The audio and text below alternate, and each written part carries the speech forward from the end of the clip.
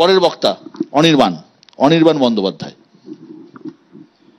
দেখুন, ইমনদার কথার সূত্র ধরে বলি, আমি ওনাকে সমর্থন করেই বলছি, ভারতের সমাজকে না পারবে পাকিস্তান ভাঙতে, না পারবে পাকিস্তান আশ্রিত সন্ত্রাসবাদীরা ভাঙতে, না পারবে ভারতবর্ষের মধ্যে থাকা একটি বিশেষ রাজনৈতিক দল ভাঙতে।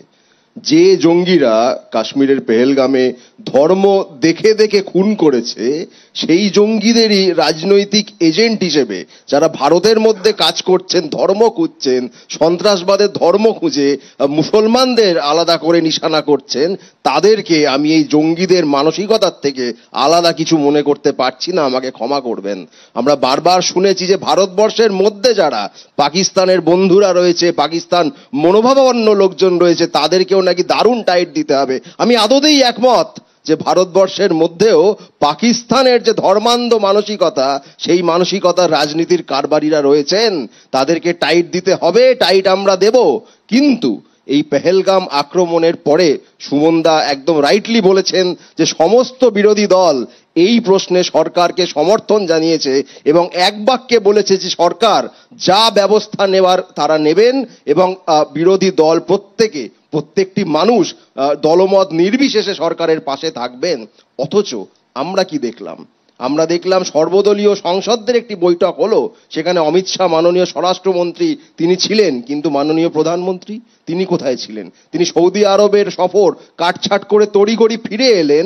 আমরা ভাবলাম, আমরা আশা করেছিলাম তিনি একটি সাংবাদিক সম্মেলনের মাধ্যমে বিরোধী দলের নেতা নেত্রীদের সঙ্গে মিটিংয়ের মাধ্যমে দেশবাসীকে আশ্বস্ত করবেন, তিনি জানাবেন যে কোথায় কি ভুল হয়েছে, কি কি পদক্ষেপ আগামী দিনে সরকার করবেন।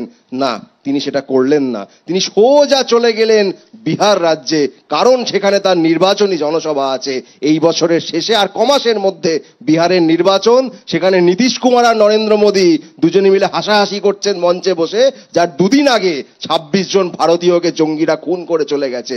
এই আমাদের ৫৬ ইঞ্চির প্রধানমন্ত্রী। আমরা কি এই প্রধানমন্ত্রীর এক যুগের শাসনে থেকে, যিনি বড় বড় কথা বলেছিলেন, চীনকে লাল চোখ দেখাবেন, পাকিস্তানকে শেষ করে দেবেন, ২০১৬ নোট বাতিল করে বললেন জঙ্গিদের সন্ত্রাসবাদের কোমর ভেঙে দিলাম, ২০১৯ সালে ৩৭০ বাতিল করে বললেন আবার কোমরটা ভেঙে দিলাম, এই পেহেলগাম আক্রমণের মাত্র ২ সপ্তাহ আগে অমিত শাহ বললেন আবার ওই কোমরটা ভেঙে দিলাম। ভাঙা কোমর যে কতবার তারা ভাঙেন তারাই বলতে পারবেন। তারপরেও এই সার্জিক্যাল স্ট্রাইকের প্রশ্নে যখন আমাদের প্রাক্তন সেনাকর্তারা বলছেন আমাদের সৈন্যবাহিনীর ক্ষমতা, আমি একমত, আমাদের সৈন্যবাহিনীর সেই ক্ষমতা আছে বদলা নেওয়ার, তাদের এই ক্ষমতাও আছে যাতে এই জঙ্গিরা একবারের জন্য আমাদের ভূখণ্ডে ঢুকে না আমাদের আধা সেনা, না আমাদের সাধারণ মানুষ কাউকে মারতে না পারে।